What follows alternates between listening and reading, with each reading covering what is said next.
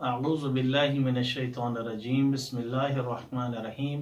ناظرین محترم، آج جس مسئلے کے اوپر ہم ڈسکس کرنا چاہ رہے ہیں وہ ہے اصحاب کے بارے میں۔ دیکھیں، ہم اصحاب کو مانتے ہیں، ایسا نہیں ہے کہ ہم شیعہ اہل بیت اصحاب کو نہیں مانتے، لیکن بات یہ ہے کہ ہم ان اصحاب کو مانتے ہیں اور ان کو تسلیم کرتے ہیں جو رسول خدا کے وفادار تھے، اور جو رسول خدا کے وفادار تھے ان کو سارے مسلمان مانتے ہیں، کوئی مشکل نہیں ہے۔ آج میں جس مسئلے کے اوپر ڈسکس کرنا چاہ رہا ہوں وہ یہ ہے کہ کون کون لوگ تھے جو رسول خدا صلی اللہ علیہ وآلہ وسلم کے جنازے کو انہوں نے چھوڑ دیا تھا، وہاں سے چلے گئے تھے۔ اب آپ کے اوپر یہ سوال ہے، آپ اس کا جواب دے سکتے ہیں کہ رسول خدا کے جنازے کو کیوں چھوڑ دیا گیا تھا؟ وہ کون سی اہم چیز تھی، کون سی مہم چیز تھی ان کے نزدیک جو جنازے سے بھی زیادہ معتبر تھی، جو جنازے سے زیادہ اہم تھی؟ یہ آپ نے فیصلہ کرنا ہے، ہم نے نہیں کرنا۔ یہ تاریخ کے اوراق ہے، میں آپ کے سامنے پیش کر دیتا ہوں۔ یہ میرے سامنے کتاب ہے جامع الاحادیث، علامہ حافظ جلال الدین عبد الرحمن السیوطی کی یہ کتاب ہے، بہت بڑے عالم دین ہیں اہل سنت کے۔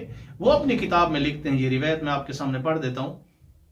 یہ روایت ہے عروہ سے، ان عروہ ان ابا بکر و عمر رضی اللہ عنہما ولم یشہدوا دفن النبی صلی اللہ علیہ وآلہ وسلم وکانت فی الانصار فدفن قبل ان یرجع۔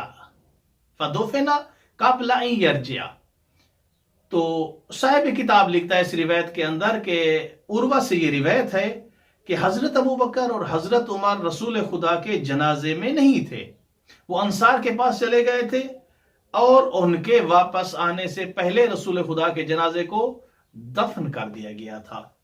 اور یہ روایت صحیح سند ہے۔ اس روایت کے جو راوی ہیں ان کے متعلق بھی سن لیں۔ ابن نمیر اس کا ایک راوی ہے۔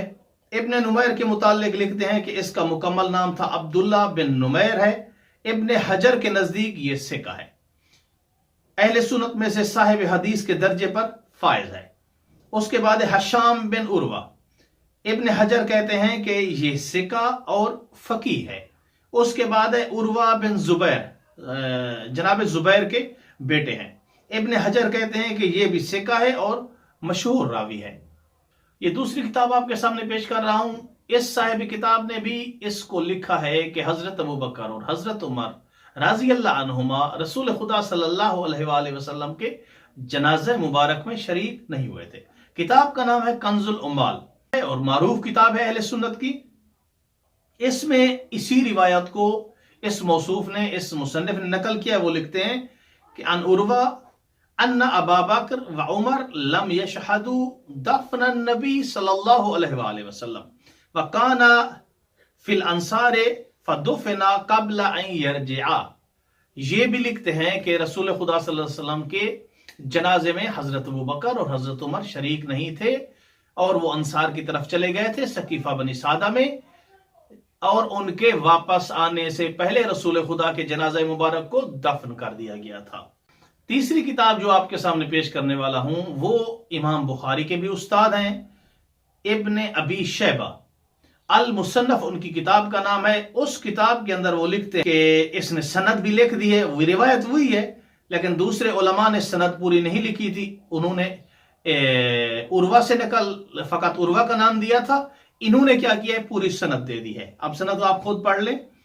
تو یہ لکھتے ہیں کہ ان ابا بکر و عمر لم یشہدوا دفن النبی صلی اللہ علیہ وآلہ وسلم کانا فی الانصار فدفن قبل ان یرجع۔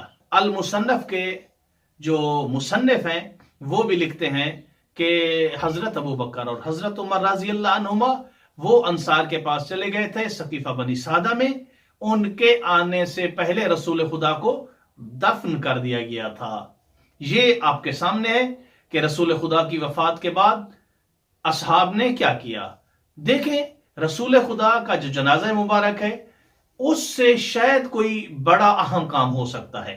اگر کوئی اتنا بڑا اہم کام ہوتا تو رسول خدا خود اس کا اعلان کرتے۔ اگر خلافت کو آپ کہتے ہیں کہ اتنا بڑا اہم کام ہے تو کیا وہ خلافت ادھر سے آپ کہتے ہیں کہ رسول خدا نے اس کا اعلان نہیں کیا تھا، کسی کو معین نہیں کیا تھا، لیکن کیا رسول خدا اس کی اہمیت سے نہ واقف تھے؟ اعلیٰ باللہ۔ اور دوسرے لوگ اس کی اہمیت سے زیادہ واقف تھے؟ نہیں، اگر آپ کے نزدیک کے رسول خدا نے معین نہیں کیا تو اس کا مطلب ہے اس کی اہمیت کم تھی، ورنہ رسول خدا کو چاہیے تھا کہ اس کو کیا کر کے جاتے؟ اس خلافت کو معین کر کے جاتے۔ جبکہ ہمارا اہل تشیع کا جو نظریہ ہے وہ یہی ہے کہ رسول خدا صلی اللہ علیہ وآلہ وسلم نے خلافت حضرت علی علیہ السلام کے لیے معین کر دی تھی، اور حضرت علی علیہ السلام کو اس کا پورا صدمہ ہوا رسول خدا صلی اللہ علیہ وآلہ وسلم کی وفات کا، کہ آپ گھر سے باہر نہیں نکلے اور غسل و کفن و دفن میں شریک رہے، اور آپ نے کیا کیا؟ غسل دیا اور رسول خدا صلی اللہ علیہ وآلہ وسلم کو دفن کرایا۔